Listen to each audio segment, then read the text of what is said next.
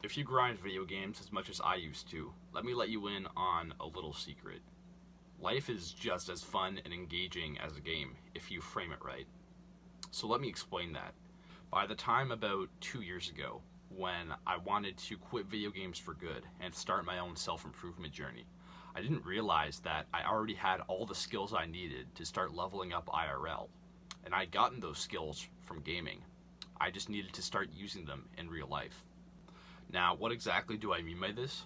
Well, it's what this video is about. It's about how to use gaming skills, skills that you have acquired from gaming that I'll name later, to level up IRL as a means to quitting video games. So what exactly does that mean to start using gaming skills in real life? Well, let me reveal to you a couple of the skills that gaming does teach you. We can think about, I have a list here. Think about the different games that you play on a regular basis. Maybe it's a racing or a fighting game, and you have to practice these different tactics, these different complex maneuvers in order to win a match or get more points. Maybe it's a survival game where you have to practice quick thinking and hone your reaction time in order to survive another day or win the game. Maybe it's a sandbox game and you have to use your creativity and your ability to plan a project, work on a project, and kind of see that project through in order to get a final result, whether it's a machine or a piece of architecture or you name it. Maybe you're playing an RPG or a strategy game, and the point is to plan your next move and to think about what your opponent is going to do next and to ration out your magic and your health and whatnot in order to have the endurance to make it to the next checkpoint or to the next boss or whatever. What you realize when you start to look at this is that gaming teaches you a whole plethora of different skills, and I think one thing that all these different games have in common, all these different genres, is that gaming teaches you to have grit, to have willpower, to have that ability to keep on going, that kind of passion and endurance that's required to work on your goal even when it gets tough and to see it through to the ending. Now, how do you actually use this to quit video games? The first thing that might help you is my course. The link to it is in the description below. It's on a steep discount right now, and it's the cheapest it'll ever be. It's about 2 hours of content where I go step by step through every single action and every single mindset that's necessary to quit video games for 2+ years, just like I did. So go ahead and check that out if you're interested. Now, I used the determination and grit that I devoted towards grinding online games towards instead going to failure in the gym. The parallels between those two tasks is actually pretty big, because you see that going to failure in the gym is a lot like dying in, say, survival mode in Minecraft, where it's like, okay, I'm doing incline bench and I got the 55-pound dumbbells and I want to do, 8 reps. And that's like my first exercise of the day. I'm warmed up, I'm stretched out, I'm all ready. And then I throw back the weights, lean back on the bench. I do 5, 6, 7 reps. My chest hurts. My breath is coming out in gasps. My arms are burning, but I just squeeze out that last 8th rep. And I'm so proud of myself when I reach that goal, when I finally proven to myself that I can do this thing, when I know that I've worked hard enough in the gym in the past couple of months to build enough muscle to do 55 pounds for 8 reps now. And I'm very proud of myself for that. It's the same thing if you're playing survival mode in Minecraft, right? Where you're presented with these different challenges in the game, like the lava and the nether and closer to the end game and whatnot, all these different enemies, and maybe you get killed at some point, but then you respawn, and then you go back to where you died, and you collect your armor again, and all the different weapons, and then you go back to your current tasks, even though it's dangerous, even though it really, really hurts to fail. When you fail in a game, just like in the gym, you actually improve, you actually learn. And what separates the winners from the losers, both in the gym and in video games, is that the winners keep on going, even when they're presented with failure and with challenge. So video games, they've actually taught you in the past couple of years, or the past decade when you've been playing them, to persevere, to have tenacity, to have kind of that zest for competition inside of you, where you can keep on going even when all of the odds seem to be against you. So that's just one advantage that playing video games actually offers. Not that playing video games is good for you. Hopefully, if you're watching this, you actually do want to quit. But it's that they've taught you a valuable skill that you can now use against video games to quit them. Another skill that video games teaches you is practice, tenacity, the ability to practice different techniques in order to master them. Speaking like this requires the same amount of trial and error and practice that playing a really technical racing or fighting game may require. See, I listed all these skills down and I'm looking down at them in order to refer to them, right? So I have to practice speaking for these videos, right? It's not easy to sit down and record for 10, 15, 20 minutes. You have to come up with these different ideas. You have to think on your feet. And I think video games teaches you to have that kind of consistency that's required for these kind of things as well, which could also apply for the gym, right? You have to use consistency in your workouts if you want to gain size and strength. Video games teaches you to how to build skills, basically. I return to that racing and fighting game example, where I remember playing Super Smash Brothers in my spare time. The ultimate version, like the latest version, right? And whenever I had to learn a new move with my character that would help me win a game, like a new combination that would help me rack up damage on my opponent and eventually kill them, I had to practice that move on training mode for hours and hours and hours, and then I would go online and then I would try it. So that timeline process of finding out a new skill, practicing that skill, then using that skill in real life, that's very, very much like real life, right? And the payoff for that is also great, because I remember when I would learn that combo, I would just be able to like execute it just like that online, right? When I practiced it for hours already, and I had already failed and failed and failed at it, but I'd finally gotten used to like the mechanics of my character and the physics, and I had reached this level of mastery that I could now carry out online and use against other people in order to win and gain some status. That's the exact same process as playing sports, like using a martial art, for example. That's the exact same process I could have used in kickboxing or jiu-jitsu or some other technical martial art in order to gain an edge on my competition, just like constant strategizing, practicing, and then executing in competition. Also, with the RPG example, I had to plan my moves. I had to think ahead. And that's the exact same skill I use today to plan out my days. It's the exact same skill I use every night when I plan out my future days. Is that I have to think ahead and think, okay, what am I going to do tomorrow? What requires most of my energy tomorrow? This is one of the things that requires most of my energy, that and exercise. So I prioritize those things first, just like when I was playing Final Fantasy VII, for example, and I would tackle these different smaller enemies on the way to the boss, right? You're running through like this area, any given area, right?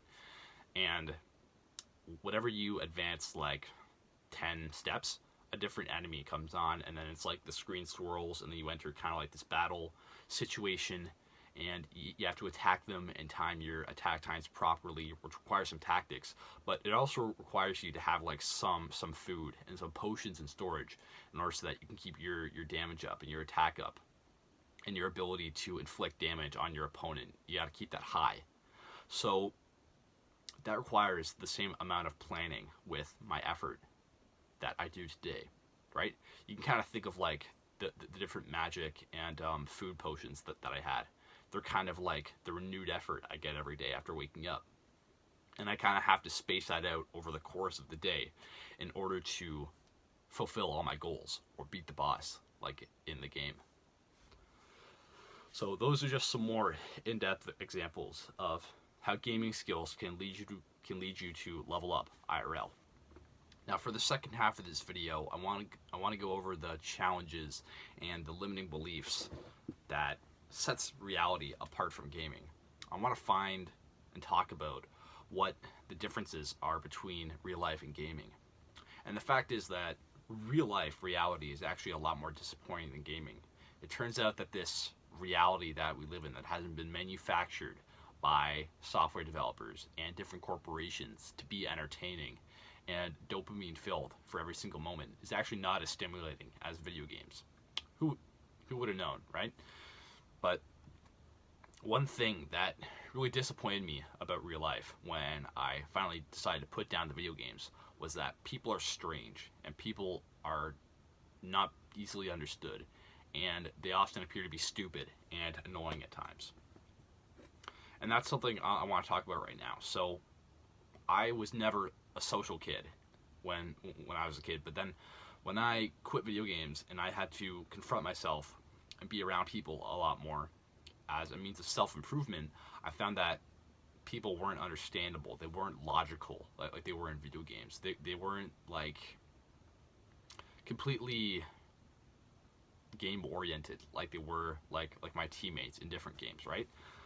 If anything, gaming just made me more bitter to other people, because when I would lose, I would get really resentful at the person beyond the screen who taunted me or teabagged me during the match or whatever. So that's one thing video games do about people to you, is that they kind of embitter you towards people. They make you not like people because you lose to people and then you start to resent them. At least that was my immature perspective on it when I was still a gamer. I became at least like subconsciously resentful of anyone who is better than me at anything.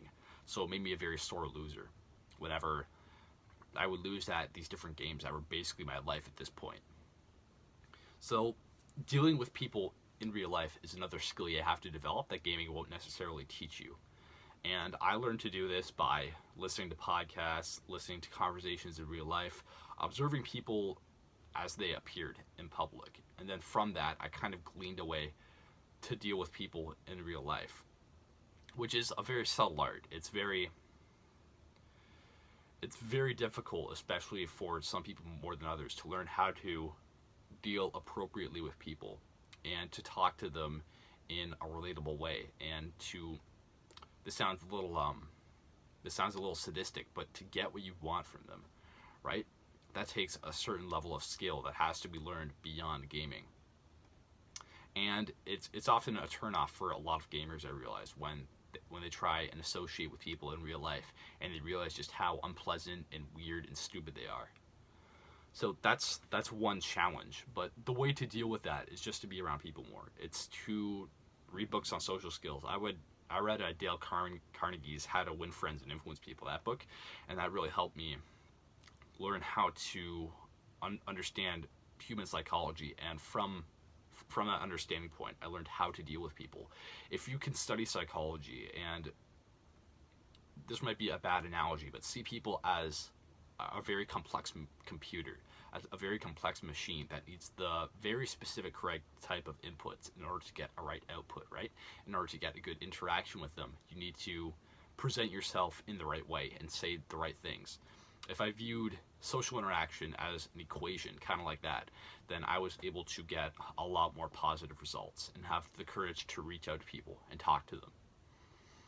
So that's one thing gaming won't teach you. Another is that failure seems so much more crushing IRL. There's no respawn button in real life. If your business fails or your relationship fails or you get injured doing something in the gym, if you have temporary setbacks in real life, they seem so much more crushing, even if they are just temporary. And what you have to realize at this point is that there is a skill that you have if you have been gaming for a long time, and that is resilience. Resilience is very much key in real life, so much more than it is in gaming. Because, like I said, when you fail in real life, everything seems hopeless. So what's going to set you apart from the herd in real life is your ability to keep going. Even when you're having a bad day, it's rainy, it's cloudy outside, everything seems cold, everyone around you seems kind of down and frustrated and angry. And I've had this before where it seems like all the circumstances of life are crushing me, like they're pushing down on me. And all I want to do is just go back to my room, start playing video games, boot up the PC and kind of lose myself in a different, brighter, happier world where I have real purpose and I can get stuff done. But that's only temporary, and I've realized that, well, not only if I do go back to gaming at that point, I'm just going to have a crash later on and I'm going to hate myself even more, but that learning how to deal with those negative circumstances in real life is in and of itself a skill, because you can deal with that by just going back to your addictions. Sure, But you just have to have an internal sense of perseverance. You have to get used to pain and discomfort. And video games are anything but painful and uncomfortable, most of the time at least. Because going to the gym is painful. Recording these videos is painful. Doing business is painful sometimes if you don't get what you want. Talking to people is painful if you get rejected or you have a negative social interaction. All of that's painful. And a lot of pain in life can be avoided by just coping with video games and just hiding behind video games as a form of cover. A lot of pain can be avoided that way because video games make failure seem like it's not even existent, that it's temporary. If you die on a level, you just restart it. And if you get a game over, you just restart the game. You can do the same in real life, but you just need a little bit more foresight in order to see where you can start back up again if you fail at something.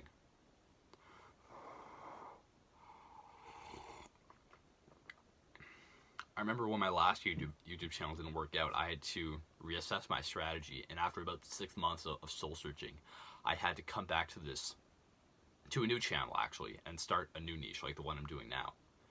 So it's this constant process of just perseverance. Now, nothing is as stimulating as gaming.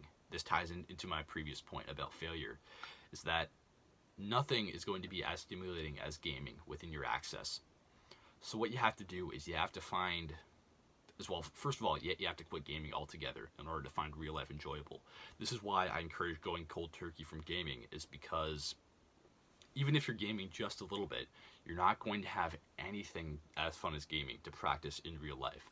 I realized this when I was doing track and sports teams, is that if I was gaming, I hated exercising. I hated running around on the court. I hated basketball. I hated even talking to my teammates and trying to get a good result from them, trying to work together as a team and cooperate, because gaming was just so much more fun. Why was I even playing this sport if I could go ahead and get respect and skills and status in gaming, right? So what I had to do was quit gaming altogether, and then I gained more empathy for people. I gained more respect for myself.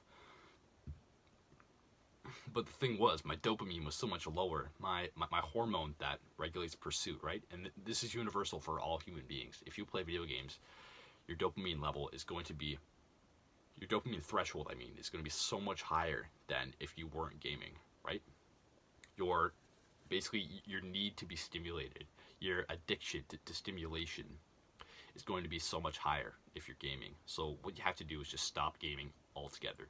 That's what I've realized. Now, that can be done through a process called dopamine detox. And what dopamine detox basically is you basically get rid of all the scrolling that you have in your life, all watching these pointless YouTube videos, all these, listening to music even could be one. It could be, obviously, gaming. Doing anything stimulating that you may view as like a bad habit, right? So that's scrolling, gaming. Anything to do with like a screen that's like extremely stimulating and that people do with their spare time, you basically just stop doing that, at least for like a 2-week period. And that's meant to get you used to living on a lower dopamine lifestyle. And the upside of that is that it makes everything else in life so much more enjoyable. Going to the beach with your friends, talking with your mom, being with family, being with friends, enjoying good food in a restaurant, doing all of these kind of simple acts of life, even working hard in the gym or working hard on business. It makes all those things so much more enjoyable. That's what dopamine detox is. Dopamine detox is basically your escape method from constant dopamine addiction. So I recommend you try it right now. And I have other videos on my channel that detail that. Also my course. But moving on from that, the final limiting belief I want to cover in this video is, well, what's my objective in real life? If I boot up Elder Scrolls, I know what my objective is. If I boot up Legend of Zelda, one of the Zelda games, right? My objective is beat the dungeons, get the stones or whatever, beat Ganon, get the princess, right? Your objective is so clear in video games, but it's not clear in real life. And what we call your objective in real life is your purpose. And how I found my purpose was I sat down with my journal based off of advice that I'd heard previously, and it worked. I sat down with my journal and I wrote down basically what would be the biggest pain that I can heal in my life right now. Or what's one positive thing that would make my life 80% more enjoyable, or less painful, or more happy, or more fulfilling, right? And at different parts of my life, that's been different things over these past 2 years when I stopped gaming. It's been different things. At one point, it was reading and educating myself on social skills. At one point, it was learning how money works. At another point, it was fitness for a very long time. But now it's this business model that I have, where I post YouTube videos that help young men quit gaming. And I find this more and more purposeful every day. And I hope that I can just keep going with it and keep my enthusiasm. And yeah, that's my purpose right now. So you have to find it for you. Maybe it's money, maybe it's fitness, maybe you want like a really jacked, really muscular physique, and that's going to make you so much more happier with your life. It's going to make your life so much higher quality, basically. Maybe you want more money and you want financial freedom, and you want to become a digital nomad and not have to show up to a job from 9 to 5 for every weekday. Maybe it's that. Maybe it's repairing your relationships with your friends or your family. Maybe it's healing trauma. Whatever it is, you have to determine what it is for your point in life. So yeah, you can go ahead and watch my other videos for how to find purpose and meaning in your life after gaming. I'll probably put one of those videos on the screen somewhere around here. But yeah, that's pretty much it for this video. If you liked what you saw here, like and subscribe. And yeah, I'll see you later.